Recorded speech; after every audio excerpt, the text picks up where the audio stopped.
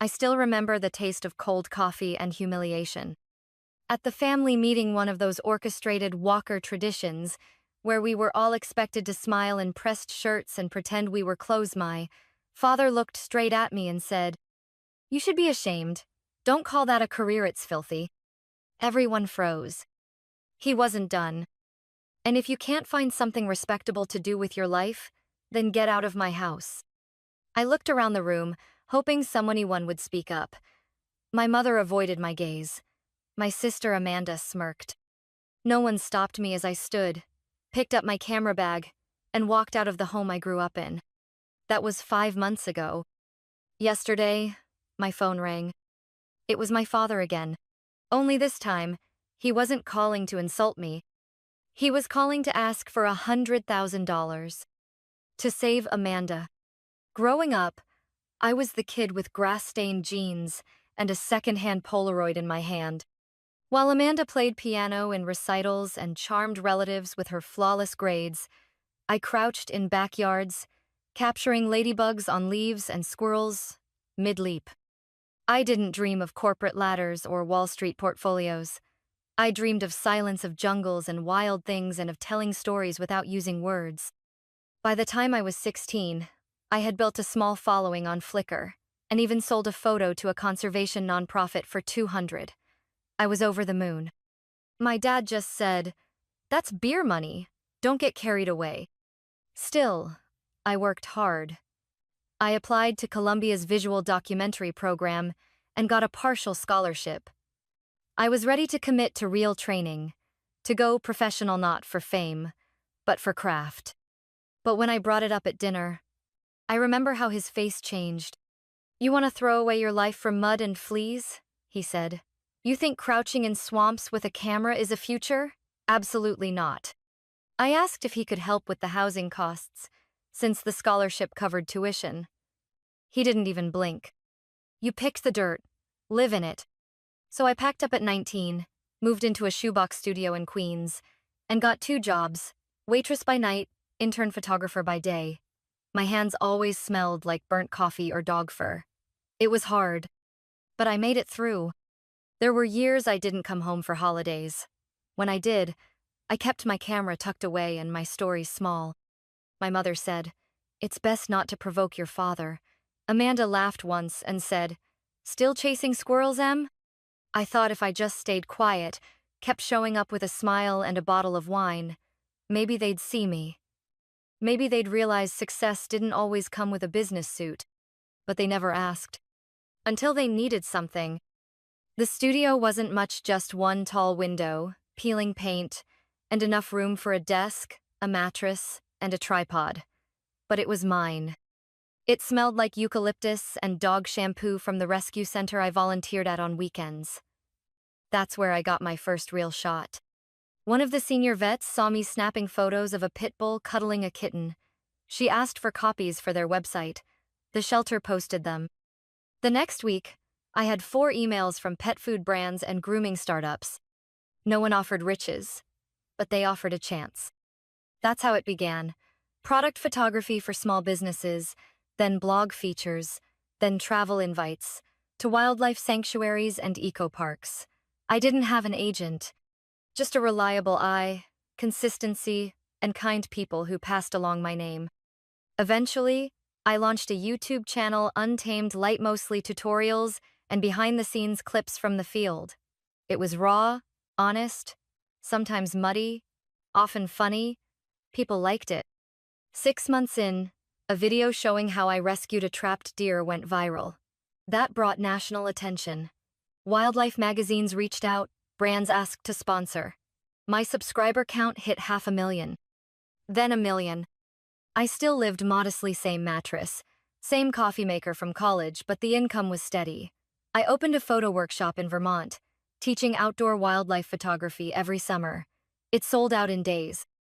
I hired 2 assistants, and together we built something solid. Still, I never said a word to my family. When I visited for Thanksgiving that year, Amanda talked about her new condo downtown. My father praised her for getting a real career in corporate law. I didn't mention that National Geographic had just featured one of my spreads. I didn't mention I'd just signed a book deal. I just nodded, smiled, passed the cranberry sauce. That night, I remember staring at the guest room ceiling and thinking, you could win an award, and they'd still call it a hobby. I thought about sending Dad the article. I didn't. I had learned to protect my peace by staying quiet. And then came the family meeting. The one where silence finally shattered. It was supposed to be a celebration. That's what the message said. Mom texted a week prior. Family meeting this Sunday, everyone's expected. Big announcement. I knew better than to expect warmth, but I still brought something. A framed photo I had taken in Tanzania lioness mid-leap, catching the last light of day in her amber eyes. I thought maybe, just maybe, it would be enough to start a different kind of conversation. I was wrong. The house looked the same. Symmetrical hedges, white pillars, cold. Amanda was already there, her nails freshly done, sipping something pink in a tall glass. She wore that casual superiority, like perfume subtle but choking. Dad stood by the fireplace, swirling whiskey in his glass like he was conducting a business pitch. Mom adjusted the cheese board with surgical precision. I felt like an intruder in a home I once knew. Then it began. Everyone, let's gather in the living room, Dad said, voice booming. I sat near the edge of the couch, my photo still wrapped in brown paper on my lap. Amanda looked smug. Mom was already teary-eyed and I didn't yet know why. Dad cleared his throat, then grinned. We're proud to announce that Amanda will be launching her own real estate development firm, he said.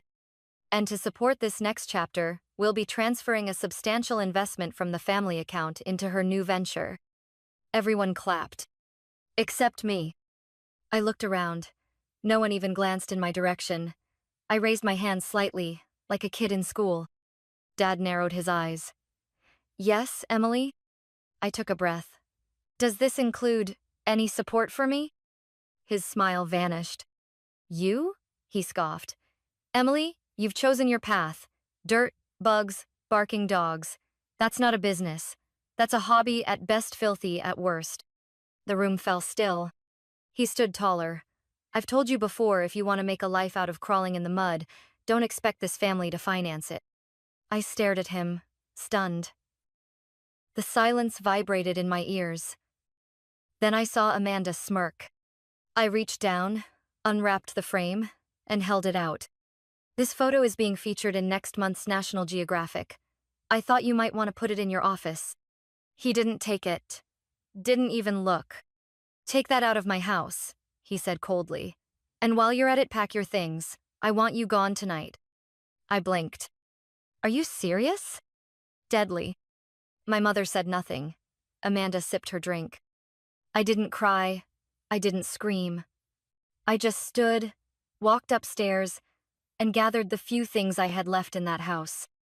Before I left, I placed the lioness photo on the entryway table and walked out. Again. But this time, it was final. The train ride back to Vermont was silent, except for the soft rhythm of steel on steel and the occasional ping of a message I didn't open. I sat by the window with my knees pulled close, forehead leaning against the glass. I didn't cry, not because it didn't hurt, but because it hurt in a way that went beyond tears. The kind of pain that feels like resignation. Like confirmation of something you've known for years but prayed wasn't true. When I unlocked my apartment, the first thing I did was drop my bag and head straight for the dark room. I turned off the lights, turned on the red, and stood in silence. Inside that tiny space that always smelled like vinegar and dust, I felt safe. I printed a photo I'd been putting off for weeks, an owl in flight, sharp wings against blurred trees. It dried on the line, like truth slowly surfacing. The next day, I went back to work.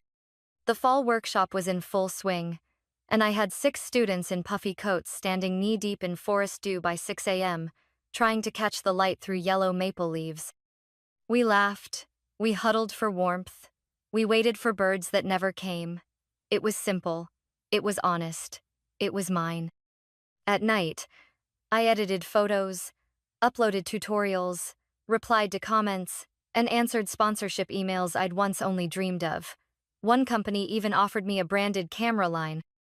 I never mentioned it to my family. For weeks, I heard nothing from them. No, sorry, no, are you okay? Not even a passive-aggressive voicemail from my mother. I started to sleep better. One night, I stood in my kitchen with a glass of wine, watching the first snow fall quietly over the backyard. I remember whispering, more to myself than to the dark, "This piece, it's expensive, but it's worth every penny." Then I turned off my phone. I needed distance not just from the house I left, but from the parts of me that still sought permission to belong to it. That winter, Untamed Light passed 1 million subscribers. I didn't celebrate, but I did order myself a cake, chocolate ganache, just because. I ate it alone and smiled between bites. Because for once, I wasn't waiting for anyone else to clap. It came on a Tuesday. I had just finished filming a segment on winter wildlife tracking and was pouring hot cider into a chipped mug when my phone buzzed. Dad. His name on the screen stopped my breath for a moment. I let it ring until it almost ended. Then, against my better judgment, I picked up. "Emily?" he said. No hello, no warmth. His voice was thinner than usual, controlled, but trembling at the edges. "Yes?" There was a pause, just breathing. Then, "We need your help." I leaned against the counter. "I figured. It's your sister, Amanda. She's in trouble." "Of course. She started a business venture, real estate flips. Her partner bailed, and now she's stuck with 3 properties, 2 lawsuits, and a loan payment due by the end of the month. $100,000. The silence between us widened like a chasm. "She's going to lose everything," he added. "And the family's name, our reputation." I let the words sit. Finally, I asked, "Why are you telling me this?" He exhaled, like he had rehearsed the answer. "Because you're doing well. I saw your videos. Your channel. The studio. You've made something for yourself. We're proud." I laughed, short and sharp. "You called my work filthy and threw me out of your house. That was 5 months ago." He was quiet again. "And now, I'm suddenly a daughter again because I have something you need?" "Don't be like this, Emily," he snapped, old impatience leaking back in. "Amanda's your sister." "And I'm your daughter," I shot back.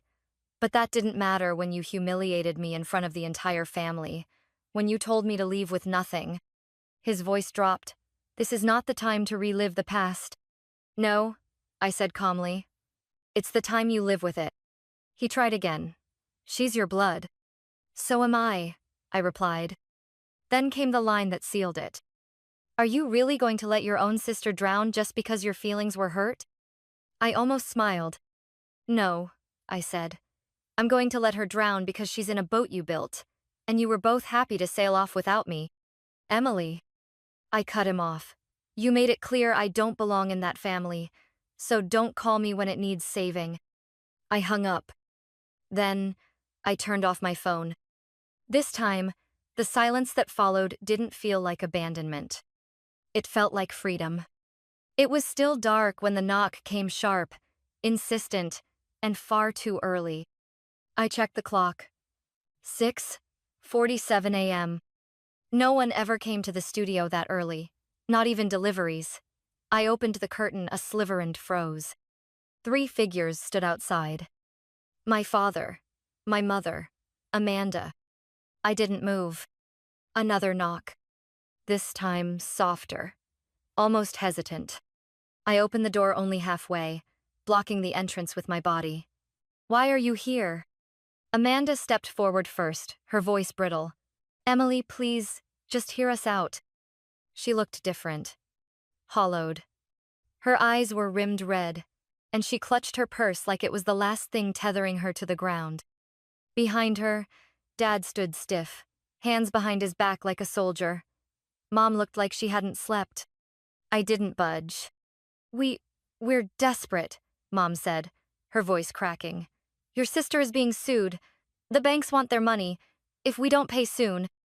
"You'll lose everything?" I finished. I heard. Amanda wiped at her nose. I messed up, okay?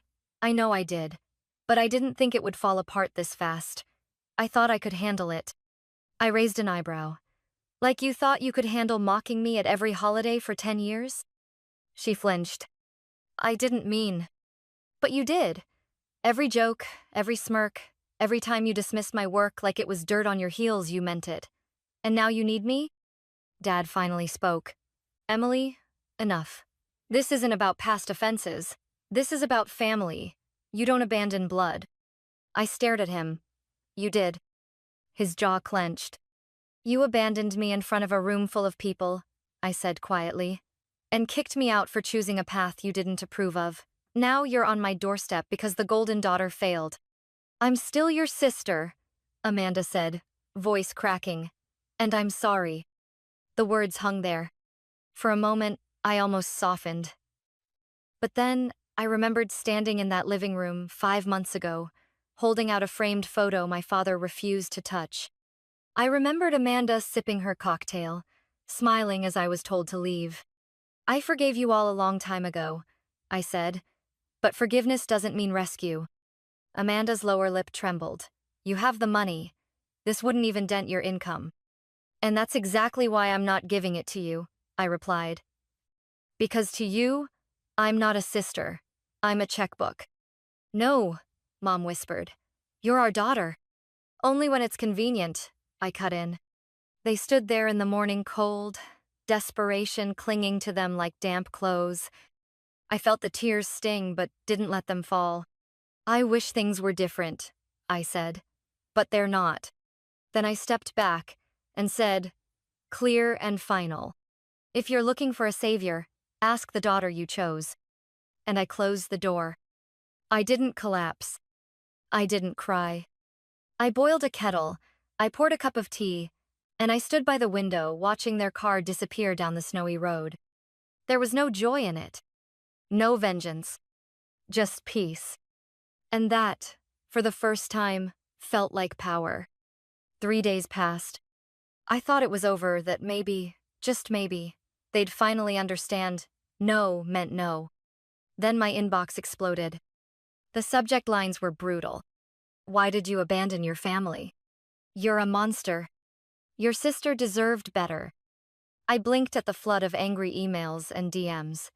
On my studio's Instagram, dozens of comments appeared beneath a photo of a rescued fox. Hope the fox knows you're heartless. You make money from animals but ignore your own blood. Fake nature, girl. Confused, I clicked a message from a former workshop student. Attached was a screenshot. Amanda's post. On Facebook. On LinkedIn. On Reddit. Public. Tagged. Hashtagged. The caption read like a slow-burning dagger. It's painful to share this, but I'm out of options. My sister Emily, who's become a successful content creator, refused to help when our family was in crisis. She has the means to help. We begged. We cried. She shut the door in our faces. Literally. I understand we made mistakes, but family doesn't turn away when one of their own is drowning. I never imagined she'd choose pride over compassion. I still love her, but I don't know who she is anymore. I stared at the words, breath caught between disbelief and something darker. It wasn't just the post. It was the intent. She hadn't just aired dirty laundry. She'd rewritten the story painting me as the cold-hearted villain, the girl who turned her back for money, while she played the weeping, ruined sister who just wanted love. And the internet? Ate it up. My studio lost sponsors overnight. One photography brand emailed to pause collaborations due to recent reputation risks. 3 clients canceled their winter wildlife sessions. My assistant, Mia, asked if everything was okay. I couldn't speak. I just nodded and went back to the darkroom, except, this time, there was no peace. That night, I sat with my lawyer, Raj, across a table at a quiet cafe. He scrolled through screenshots, headlines, shares, revenue charts. After half an hour of silence, he looked up. Emily, this is defamation. Flat out. Measurable business loss. Emotional distress. Reputational damage. I said nothing. I'm not saying you have to go to court, but you have every legal right to. I pressed my palms against the table. She's my sister. He leaned in. She was, until she made you a target to save herself. I looked away. Outside, snow was beginning to fall. I remembered Amanda's smirk at the family meeting, her silence when I was thrown out, her eyes sharp when she came begging, and now this. It wasn't just betrayal. It was calculated. She wanted me to pay one way or another. I inhaled slowly and looked Raj in the eye. Draft the lawsuit. He didn't smile, just nodded. We'll file on Monday. The hearing took place 6 weeks later. The courtroom wasn't dramatic like on TV, no shouting, no gasps. Just polished floors, murmured voices, and fluorescent lights that made everyone look a little washed out. Amanda sat across from me in a navy suit, hair neatly tied back, eyes fixed on the desk like it might offer her an escape route. I didn't look at her much. I didn't need to. Raj walked the judge through every detail, screenshots of Amanda's posts, client cancellations, terminated contracts, and even analytics from my YouTube channel showing the steep dip in revenue. He didn't embellish. He didn't need to. The truth was loud enough. Amanda's defense was weak. Emotional expression, her lawyer called it. A personal plea, not malicious intent. But the court didn't buy it.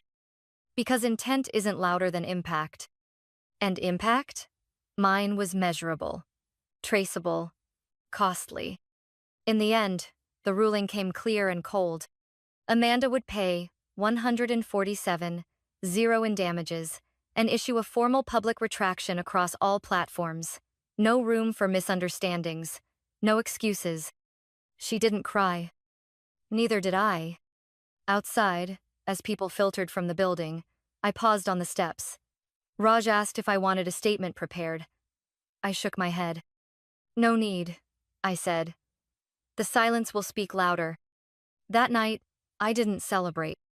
Instead, I walked the forest trail behind my studio alone, snow crunching under my boots, breath rising in clouds.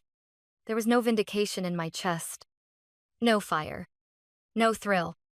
Just something clean, like air after a storm. The next morning, I received a letter. Not an email, not a text. A real letter, handwritten. It was from my mother. I wish things had gone differently. I don't know how to fix this. Your father is still furious. Amanda has moved back in with us. There's silence in every room. I want to believe there's still something left of this family to save. But I know it's not your job to do that anymore. I read it twice, then placed it in a drawer. Not out of anger, but out of peace. They drew the line first when they kicked me out. I just learned how to keep it. Some of you might think I'm cruel, that I should have let it go, that I should have picked up the phone, showed up, bailed them out. But here's what I've learned. Family is not a license to abuse. Love is not proof of weakness. And boundaries are not revenge. They are survival. They are reclamation. They are peace. So if you've ever been told your worth only shows when you're needed, if you've ever been seen only as a resource, not as a person, let me be the one to tell you, you are not a bad daughter for saying no. You are not a villain for choosing peace over pain. You're just done bleeding for people who only show up when they smell money. And sometimes, that's the most loving thing you can do. For yourself.